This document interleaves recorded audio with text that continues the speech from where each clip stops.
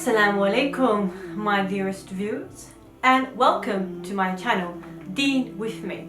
Deen with me is a YouTube channel which I will be talking about Islamic reminders, hadiths, Quran ayat, stories about the companions and about the Prophet, and basically just short reminders to remind you and I about the message of Islam and the purpose as to why we're here in the first place. Growing up as a young female Muslim, I would learn the religion of Islam from my fellow teachers, my fellow scholars, my parents, and well-known community members in my community. I felt like though right now was a time for me to step up and teach what I know about Islam to you and everyone else that is watching. Now, I'd like to claim that I am no scholar at all, no ulama. I am basically just a student of Islam, trying my best to spread the message of Islam one video at a time.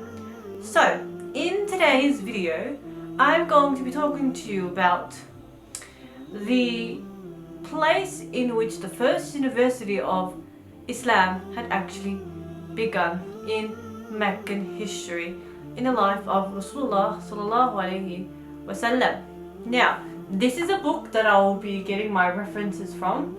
So, let's open up the book to the first chapter, in which it talks about the house of the first Islamic university in Mecca.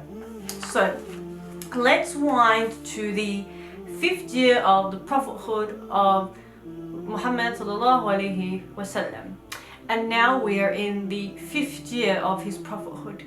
And during that time, in his 5th year of prophethood, the Muslims unfortunately were experiencing quite a lot of hardship, quite a lot of torture from their enemies. So Rasulullah ﷺ needed a place, a safe haven in which he can protect himself and the new Muslims at the time, but also teach the religion of Islam to the new Muslims. And he was looking for a place, a house, and he had found a house.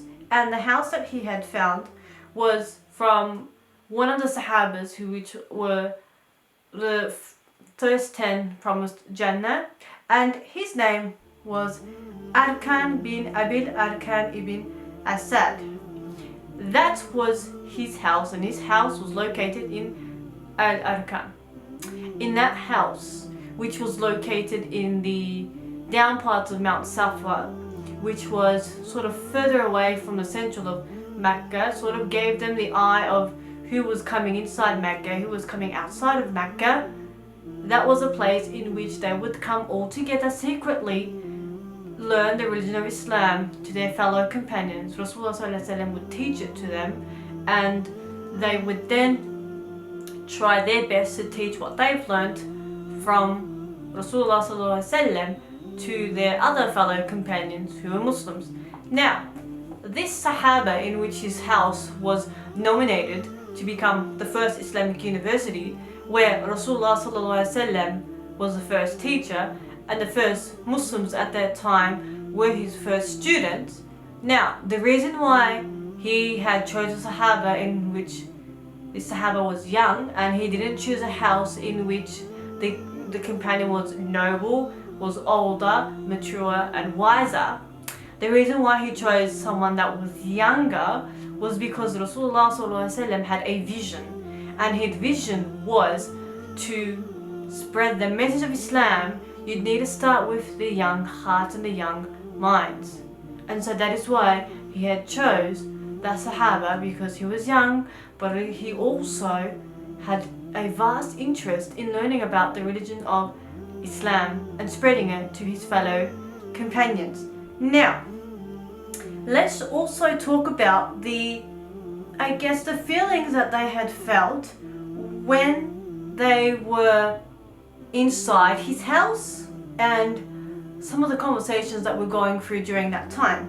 So, it was a place in which Rasulullah ﷺ was teaching the message of Islam, but he was also preparing them for something. Not only preparing them physically, but preparing them mentally as well. Because at the end of the day, Rasulullah ﷺ knew that he can't do this for the rest of his life, where he's hiding in someone else's house and spreading the message of Islam. He knew that he had to spread out of those four walls that he was in and out into the rest of the community.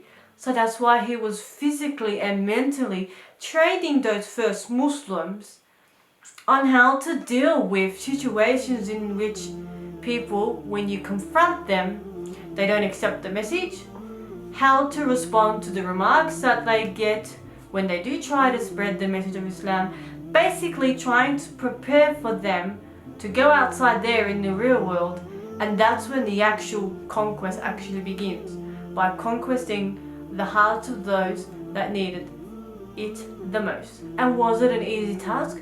Of course not, especially for the young Muslims at that time who had embraced Islam.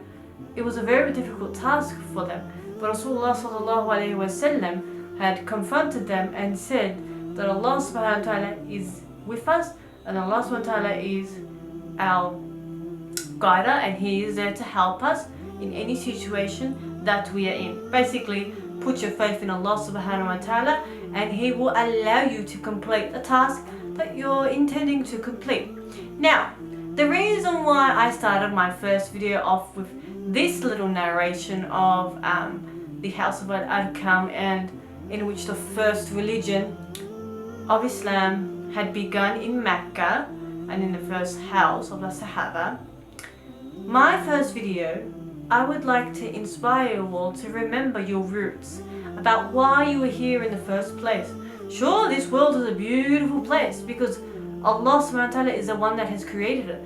But sometimes we get too, lost and too, I guess the word that I could use is intact with the dunya and the desires and the temptations that we also forget about, why we're here in the first place, which was to spread the message of Islam. And I do hope that when you have watched this video, it makes you remember oh yeah, I gotta refocus myself in the religion and try to make my connection with Allah subhanahu wa ta'ala stronger, because the situation that we're in right now, it could get a lot worse in the near future. Who knows? So that's why we need to prepare ourselves mentally, physically and spiritually, just like the people did in Arkam, to see that we're able and we're capable of spreading the message of Islam, because Allah subhanahu wa ta'ala has chosen you right now to watch this video. There is a purpose and there is a reason why Allah has guided you here. It is because He wants you to spread the message of Islam, even if it's to your closest family, relative or friend. You don't need to go out there in the middle of the streets and declare that Islam is the number one religion and that Allah is one and that Rasulullah sallallahu alaihi wasallam is the last and final messenger. You can start off with the people who are the most closest to you, because sometimes the people who are the most closest to you are the ones that need to be reminded about Allah the most.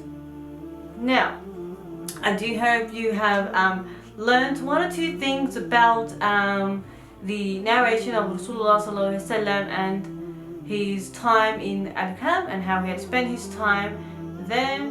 These lessons that I'm teaching you all is just for us to be reminded about, sometimes in this world, we can feel a bit tired, we can feel a bit overwhelmed about trying to always do the right thing and trying to always please Allah. But you got to understand that even if you just try your very best and Allah is seeing your effort, but the people around you aren't, that's all that matters.